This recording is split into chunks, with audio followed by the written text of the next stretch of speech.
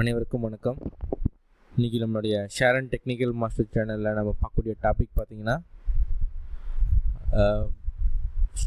நம்மளுடைய ஸ்டாக்கில் வந்து சப்போர்ட் அண்ட் ரெசிஸ்டன்ஸ் லைனை வந்து எப்படி பர்ஃபெக்டாக வரைகிறது, அதை வச்சு நம்ம எப்படி ட்ரேட் பண்ணுறது அப்படிங்கிறது தான் இந்த வீடியோவில் ஃபுல்லாக நம்ம பார்க்க போகிறோம். ஃபஸ்ட்டு நம்ம இந்த வீடியோவில் போகிறதுக்கு முன்னாடி சப்போர்ட் அண்ட் ரெசிஸ்டன்ஸ் லைனை வந்து அப்படிங்கிறது ஃபஸ்ட்டு வந்து என்னென்னு தெரிஞ்சுக்குவோம். இந்த சப்போர்ட் அண்ட் ரெசிஸ்டன்ஸ் லைன் அப்படின்னு கேட்டேன்னு வச்சுங்களேன். இப்போ வந்து சப்போர்ட் லைன் அப்படின்னா, அந்த ஒரு மார்க்கெட் வந்து இப்போ ஒரு ஷேர் வந்து டவுனில் இறங்குது அப்படின்னா அதுக்கு வந்து ஒரு சப்போர்ட் இருக்கும். அந்த சப்போர்ட் லைனு இல்லை சப்போர்ட் ஜோனு அந்த மாதிரி இடத்துக்கு வந்தாவே ஒரு கன்சாலிடேஷன் நடக்கும். அந்த இடத்துல ஒரு கன்சாலிடேஷனோ இல்லை வந்து ஒரு பிரேக் அவுட்டோ நடக்கிறதுக்கான வாய்ப்புகள் நிறையா இருக்கும்.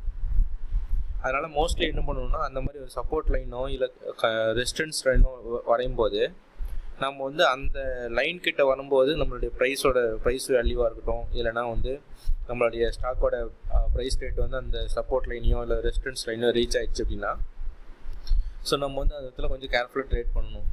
அதில் எப்படி நம்ம ப்ராஃபிட் எடுக்கிறது அப்படின்னு கேட்டீங்கன்னு வச்சுங்களேன். சப்போர்ட் லைன் பொறுத்தளவுக்கு மெயினாக வந்து அதனுடைய பிரேக் அவுட் பார்க்கணும்.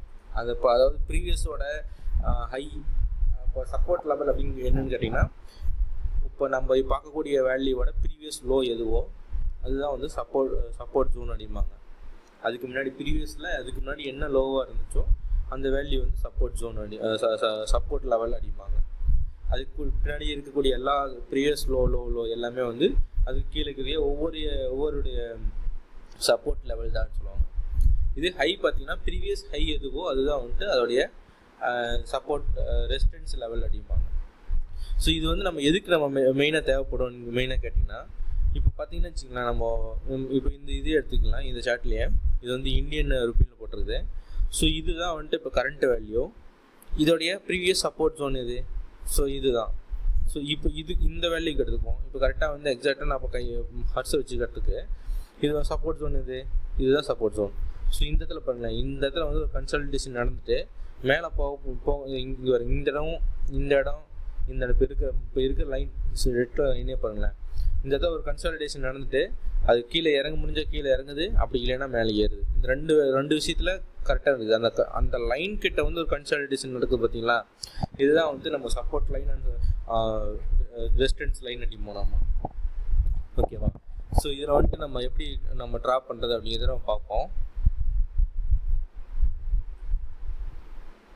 நான் ஃபஸ்ட்டு investing.comல நான் சேட் ஓப்பன் பண்ணிக்கிறேன். சேட் ஓப்பன் பண்ணிட்டு இதில் ஃபுல் ஸ்க்ரீன் வச்சுக்கிறேன். ஃபுல் ஸ்க்ரீன் வச்சுட்டு இது கொஞ்சம் மினிமைஸ் பண்ணிக்கிறேன். மினிமைஸ் பண்ணிட்டு நம்ம இங்கே ஏதாவது ஸ்டாக் எடுத்துக்கலாம். ஃபார் எக்ஸாம்பிள் வந்து நிஃப்டியே எடுக்கலாம். நிஃப்டி 50 எடுத்துக்கிறேன். நீங்கள் நிஃப்டி 15 மட்டும் இல்லை, நீங்கள் எந்த ஸ்டாக் வேணால் எடுத்துக்கலாம். அந்த எந்த ஸ்டாக்கோ இல்லை எந்த ப்ரைஸோ எடுத்துங்க. இப்போ எடுத்துகிட்டு ஸோ இதையே பாருங்களேன். ஸோ இப்போ வந்து கரண்ட்டோட வேல்யூ இங்கே இருக்குது. ஓகேவா? இப்போ அடுத்தது இதோடைய சப்போர்ட் லெவல் எங்கே இருக்குது, இதுக்கு கீழே லோ வேல்யூ எங்கே இருக்குது, இதுக்கு அடுத்த லோ வேல்யூ இங்கே இருக்குது. ஸோ இதுதான் வந்துட்டு இதுக்கு அடுத்த லோ வேல்யூ இதுதான் இங்கே இருக்குது. பார்த்தீங்களா, இந்த லைன் ஹஸ் வச்சுருக்கலாம். இங்கே பாருங்கள், கரெக்டாக வந்து 27/2/2018 அன்றைக்கி ஒரு லோ வந்துருக்குல்ல, அந்த லோ இதுக்கு முன்னாடி இருக்கிற லோ, அதுக்கு முன்னாடி இன்னொரு லோ இருக்குது, இங்கே ஒரு லோ இருக்குது. இங்கே இந்த எக்ஸாக்டாக வந்து இந்த இடம் 10,500 10,576. அப்புறம் அதுக்கு கீழே பார்த்தீங்கன்னா 10,533. ஸோ இதில் லைன் நம்ம வரைஞ்சிக்குவோம், நல்லாயிருக்கும் ஹரிசாண்டல் லைன். ஸோ வந்துட்டு நான் இதுக்கு முன்னாடி இருக்கிற லோ வந்து இதான், இதுக்கு முன்னாடி இருக்கிற லோ, அந்த லோவில் ஒரு லைன் வரைஞ்சிட்டேன். அதுக்கப்புறமா அடுத்தது அதுக்கு அடுத்த லோ வந்து பார்த்திங்கன்னா, ஸோ இதுதான் அதுக்கு அடுத்த லோ. ஓகே, அதுக்கு அடுத்த லோ இதுக்கு அடுத்த லோன்னு கேட்டிங்கன்னா இதுதான் அடுத்த லோ. அதுக்கு அடுத்த லோ பார்த்திங்கன்னா இந்த அடுத்த லோ வந்து இங்கே இருக்குது. இங்கே இருக்குது பார்த்தீங்களா, இந்த லோ. ஓகே, அதுக்கு அடுத்த லோ அப்படின்னு கேட்டிங்கன்னு வச்சுங்களேன், அதுக்கு அடுத்த லோ வந்து இங்கே இருக்குது.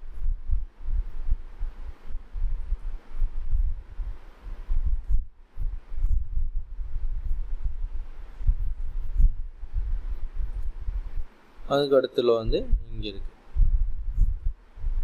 இப்போ நான் வந்து எல்லா சப்போர்ட் லைனும் வரைஞ்சிட்டேன். இப்போ நான் சப்போர்ட் லைன் வந்து இப்போ மார்க்கெட்டை வந்து டவுன் ஆச்சுன்னா எந்த அளவுக்கு கீழே இறங்கும் அப்படிங்கிறதுக்கான சப்போர்ட் லைன் எல்லாமே வரைஞ்சிக்கிறேன். எப்படின்னு கேட்டிங்கன்னா இது இப்போ கரண்ட் வேல்யூவோட ப்ரீவியஸ் லோ எல்லாத்தையுமே வந்துட்டு நான் ஒரு மார்க் பண்ணியிருக்கேன். அதுதான் வந்து அந்த ஹரிசாண்டல் லைன் பேஸ் பண்ணிக்கிறேன் பார்த்தீங்களா. அது எல்லாமே வந்து ப்ரீவியஸோட லோ எல்லாமே வந்து அதோடைய சப்போர்ட் லைன் தான் சொல்ல முடியும்.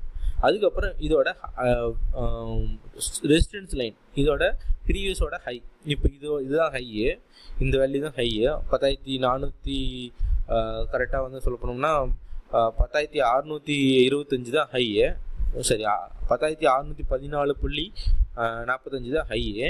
ஸோ இந்த ஹையை விட அதிகமான ஹை எங்கெங்கே இருக்குது. ஸோ இது பாருங்கள், இங்கே ஒரு ஹை இருக்குது ஒன்று. அதுக்கப்புறம் பார்த்தீங்கன்னா ரெண்டாவது ஹை வந்து இங்கே இருக்குது. ஆனால் இப்போ பாருங்கள், இப்போ நீங்கள் மேட்ச் பண்ணும்போதே உங்களுக்கே தெரியும். இப்போ நான் இந்த ஹையை மேட்ச் பண்ணேன்.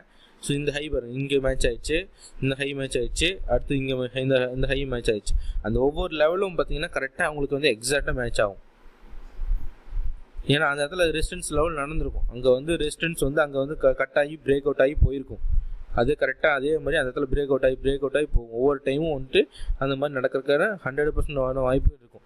அந்த இடத்துல வந்து இப்போ மார்க்கெட் வருது அப்படின்னாவே அங்கே வந்து மார்க்கெட் வந்து ஒரு கன்சாலிடேஷனோ இல்லை வந்துட்டு ஒரு டெசிஷனோ வந்துட்டு அந்த இடத்துல எடுக்கும். பையர்ஸ் சப்ளை அண்ட் டிமாண்ட் எந்த அளவுக்கு இருக்குதோ அதை பொறுத்து மார்க்கெட் வந்து அந்த இடத்துல மூவ்மெண்ட் ஒரு சின்ன சேஞ்சஸ் நடக்கும். இப்போ சப்ளை அண்ட் டிமாண்ட் நல்லா இருக்குது அப்படின்னா அந்த இடத்துல வந்து மார்க்கெட் வந்து அப்போ மேலே போகிறதுக்கான வாய்ப்போ இல்லை கீழே வரதுக்கான வாய்ப்போ ஏதோ நடந்துகிட்டே இருக்கும். ஓகேவா. ஸோ இப்போ பாருங்கள், இப்போ மார்க்கெட் வந்து நான் இந்த சப்போர்ட் அண்ட் ரெசிஸ்டன்ஸ் லைன் போட்டேன்.